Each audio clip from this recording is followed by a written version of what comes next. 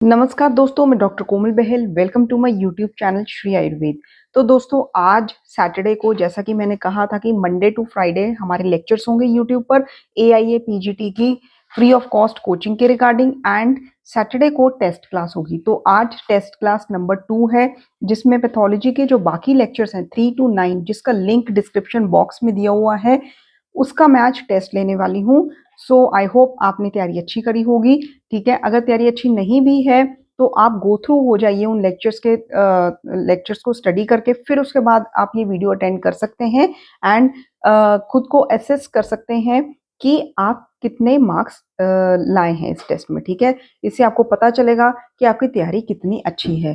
तो दोस्तों, मैं 1 to 20 जो है क्वेश्चंस पूछूंगी। ठीक है, टोटल 20 क्वेश्चन, और एक एक क्वेश्चन के लिए आपको 5 सेकंड्स मिलेंगे। आप अपना आंसर कमेंट बॉक्स में कमेंट भी कर सकते हैं, ताकि मैं देख सकूं कि कौन सा बच्चा जो है किसका आंसर सही है, किसका आंसर सही नहीं है, कौन सा बच्चा रेगुलरली सीरियस होकर तैयारी कर रहा है। तो दोस्तों, स्टार्ट करते हैं मेन गेट से। तो मेरा पहला क्वेश्चन है, मेन गेट्स में सबसे इंपॉर्टेंट क्वेश्चन मैं पूछूंगी कि फैसिनेटिंग गेट जो है वो कौन से डिजीज में मिलती है। फैसिनेटिंग गेट,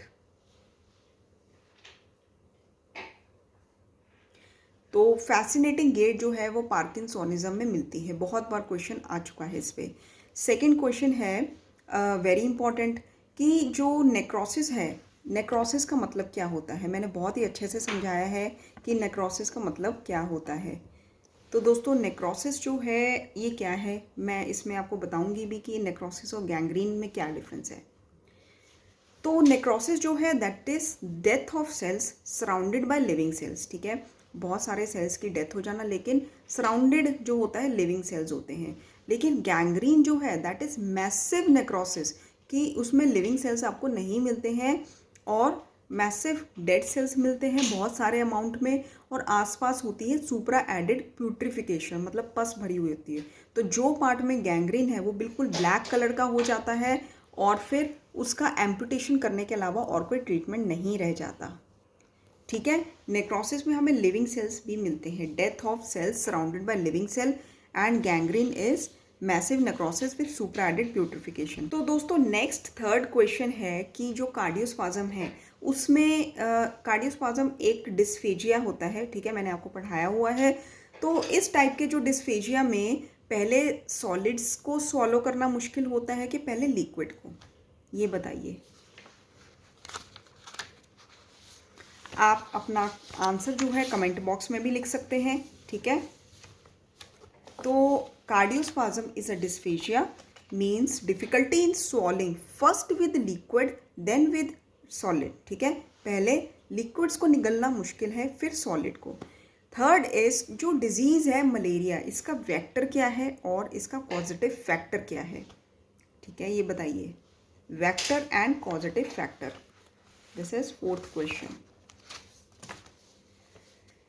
तो दोस्तों, जो मलेरिया है इसका वेक्टर है एनोफ्लीज मस्कीटो, एंड इसका कॉजेटिव फैक्टर है प्लाज्मोडियम। ठीक है, vector is Anopheles mosquito and causative factor जो कि एक्चुअली डिजीज में इन्फेक्शन करके डिजीज करता है मलेरिया, दैट इज प्लाज्मोडियम।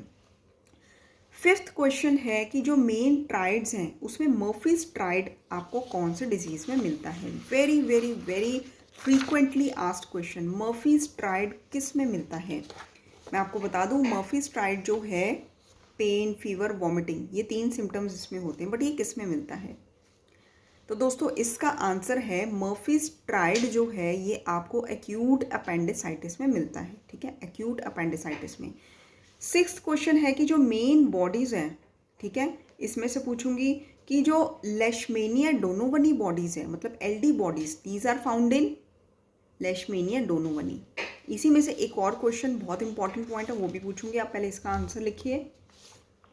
तो एलडी बॉडीज हमें मिलती हैं काला आजार में। ठीक है, और इसी में से एक इम्पॉर्टेंट जो और क्वेश्चन है वो है कि नेग्री बॉडीज किस में मिलती हैं। बहुत बार क्वेश्चन आ चुका है पिछले 5 ईयर्स में। नेग्री, NEGRI, नेग्री बॉडीज किस में मिलती हैं। तो नेग्री बॉडीज मिलती हैं रेबीज में। ओके, रेबीज में। एंड मेन इंक्यूबेशन पीरियड में से पूछूंगी कि मेन इंक्यूबेशन पीरियड जो है उसमें मीजल्स का इंक्यूबेशन पीरियड कितना होता है। आप ये वीडियो कंप्लीट होने के बाद अपने मार्क्स भी लिख सकते हैं। अगर आपने आंसर जो है नहीं लिखने तो आप मार्क्स भी लिख सकते हैं, ताकि मेरे को पता चल जाए कि आपका ऑनेस्टली आपने कितने मार्क्स आपके आए हैं। ठीक है, तो दोस्तों मीजल्स का जो इंक्यूबेशन पीरियड होता है वो होता है 10 डेज। ठीक है, 10 डेज। अब मैं आपको नेक्स्ट क्वेश्चन पूछना चाहूँगी, क्वेश्चन नंबर 7, कि मेन साइंस जो है, मेन साइन में मर्फीज साइन हमने पहले पढ़ा था, Murphy's tried in acute appendicitis. तो मर्फीज साइन किस में मिलता है? तो मर्फीज साइन जो है ये हमें मिलता है एक्यूट कॉलीसिस्टाइटिस। ठीक है, और फिर उसके बाद कॉमन साइट, कॉमन साइट में आपको पूछना चाहूँगी क्वेश्चन नंबर 8 कि कॉर्न जो है ये कहाँ पे होते हैं। What is the common site of corn in the body? तो दोस्तों ये होते हैं फीट में और टोज में। ठीक है, जहाँ पे मेन प्रेशर पॉइंट्स होते हैं, पूरी बॉडी का प्रेशर जहाँ पड़ता है, ठीक है, वहाँ पे फीट और टोज में कॉर्न होते हैं।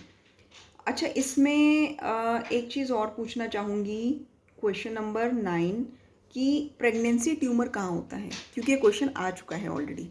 प्रेगनेंसी ट्यूमर कहाँ होता है और आप इजीली गेस नहीं कर सकते अगर आपने पहले पढ़ा ना हो। तो दोस्तों प्रेगनेंसी ट्यूमर जो है वो गम्स में होता है। ठीक है, हमारे मसूड़े जो होते हैं गम्स, उसमें प्रेगनेंसी ट्यूमर होता है। 9th क्वेश्चन है, मोस्ट इंपॉर्टेंट पॉइंट्स में से मैं पूछूंगी 9th क्वेश्चन, कि most common type of cancer in females in India, most common type of cancer in females in India कौन सा होता है? इसमें अक्सर कन्फ्यूजन हो जाता है। मैं आपको 2 ऑप्शंस देती हूँ, आइदर ब्रेस्ट कैंसर और सर्विक्स कैंसर। बाकी 2 ऑप्शंस जो हैं वो आप पता चल जाएगा आपको कि वो नहीं है, लेकिन इन दोनों में कन्फ्यूजन होगा। तो बताइए most common cancer in females in India.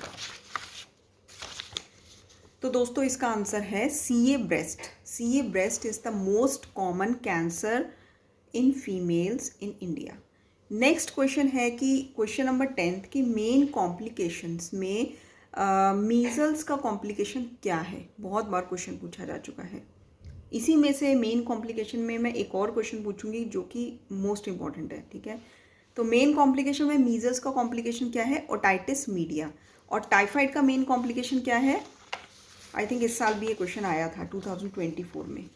तो टाइफाइड का मेन कॉम्प्लिकेशन है पैरालिटिक इलियस। ठीक है, अच्छा, मेन साइंस में फ्रॉग फेस आपको किस में मिलता है? Question number 11। मेन साइंस में, सॉरी क्वेश्चन नंबर 12 है ये। मेन साइंस में फ्रॉग साइन किस में मिलता है? फ्रॉग फेस, फ्रॉग का फेस किस में मिलता है? नेजोफेरिंजियल सीए। ठीक है, कैंसर ऑफ नेजोफेरिंग्स, नेजोफेरिंजियल सीए जो है ये इसमें फ्रॉग फेस हो जाता है। ठीक है, ऑलीक्रेनन बर्साइटिस जो है ये कौन सी एल्बो होती है? टेनिस एल्बो है या कोई और एल्बो है? ऑलीक्रेनन बर्साइटिस, ये बताइए। तो दोस्तों ऑलीक्रेनन बर्साइटिस जो है ये है स्टूडेंट्स एल्बो। ठीक है, ऑलीक्रेनन बर्सा जो होता है एक स्वेलिंग होती है।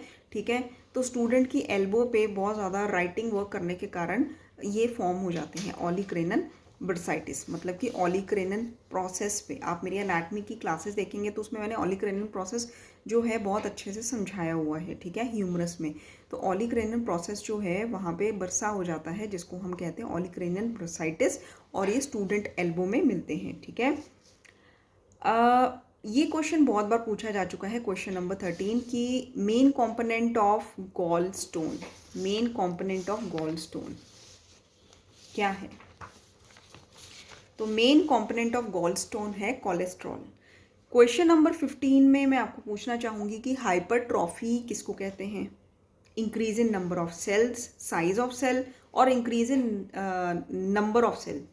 मतलब हाइपरट्रॉफी में सेल का साइज इंक्रीज होता है कि सेल का नंबर इंक्रीज होता है? तो दोस्तों हाइपरट्रॉफी में सेल का नंबर इंक्रीज होता है।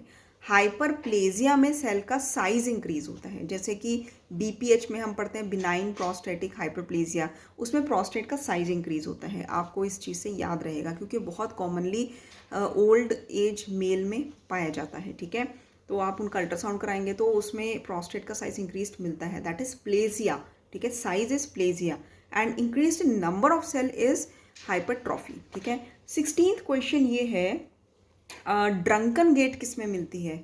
जैसे कि कोई व्यक्ति ऐसा चल रहा हो जैसे उसने शराब पी हो, ठीक है, अल्कोहलिक हो, तो ऐसी गेट किस में मिलती है जो लड़खड़ा के चल रहा हो? तो दोस्तों ऐसी गेट मिलती है सेरेब्रल एटेक्सिया में, ठीक है।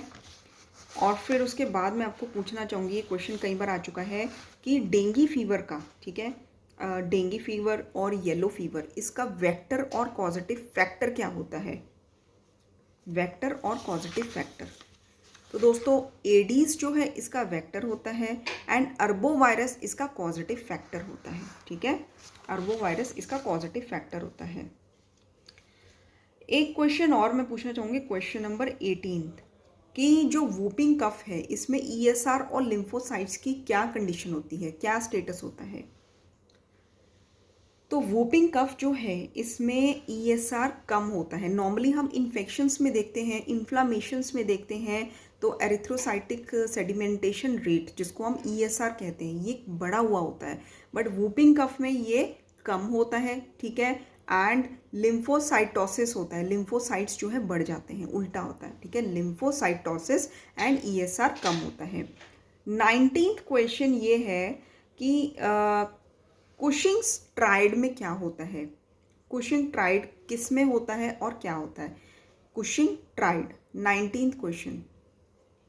तो दोस्तों इंट्राक्रेनियल प्रेशर जो है, ठीक है, ये जब बढ़ जाता है किसी भी कारण, ठीक है, इंट्राक्रेनियल प्रेशर जैसे फ्लूइड एक्यूमुलेट हो गया हाइड्रोकेफलस में, ठीक है, तो उसमें इंट्राक्रेनियल प्रेशर बढ़ जाता है, या हेमरेज के केस में ब्लीडिंग होगी तो उसमें इंट्राक्रेनियल प्रेशर, स्कल के अंदर प्रेशर बढ़ जाता है, ठीक है, तो उसमें कुशिंग ट्राइड मिलता है। इसमें हमारा क्या होता है कि बीपी तो बढ़ता है, ठीक है, बीपी बढ़ जाता है, प्रेशर बढ़ गया, इंट्राक्रेनियल प्रेशर बढ़ गया, नाम से ही पता चलता है, तो ब्लड प्रेशर भी बढ़ जाएगा, लेकिन इसमें पल्स रेट कम होती है और रेस्पिरेटरी रेट भी कम होता है, ठीक है, ये दोनों चीज़ें। एंड इसके बाद मैं आपको लास्ट क्वेश्चन पूछना चाहूँगी। लास्ट क्वेश्चन है, मैं देख लूँ इसमें, most important I am trying to ask you, diphtheria का इंक्यूबेशन पीरियड क्या होता है? बहुत बार पूछा जा चुका है। ये जो मैंने आपको पैथोलॉजी के लेक्चर्स कराए हैं इसमें मैंने इतने इंपॉर्टेंट चीज़ें आपको पढ़ाई हैं, आप फिर से गो थ्रू हो सकते हैं, ठीक है। इसमें बहुत चांसेस है, 90% चांसेस कि इसमें मॉडर्न में से पैथोलॉजी में से लेक्चर्स क्वेश्चंस पूछे जा सकते हैं, ठीक है, बहुत चांसेस है। मैंने बहुत इंपॉर्टेंट सिलेक्टिव सी चीज़ें आपको पढ़ाई हैं। तो दोस्तों डिप्थेरिया का जो इंक्यूबेशन पीरियड होता है वो है 2 to 5 डेज, 2 से 5 दिन, 2 to 5 डेज, ठीक है। तो 20 क्वेश्चंस हो गए हैं। आप अपना मार्क्स जो है आप कमेंट बॉक्स में लिख सकते हैं ताकि मैं देख सकूं कि कौन सा बच्चा जो है सीरियस होकर पढ़ाई कर रहा है और कौन से बच्चे के कितने मार्क्स आ रहे हैं, ठीक है। हम देख सकें कि आपकी असेसमेंट क्या है, हमारा हार्डवर्क कहाँ तक आपको फ़ायदा कर रहा है, ठीक है। तो दोस्तों ज़रूर लिखिए अपने मार्क्स। धन्यवाद।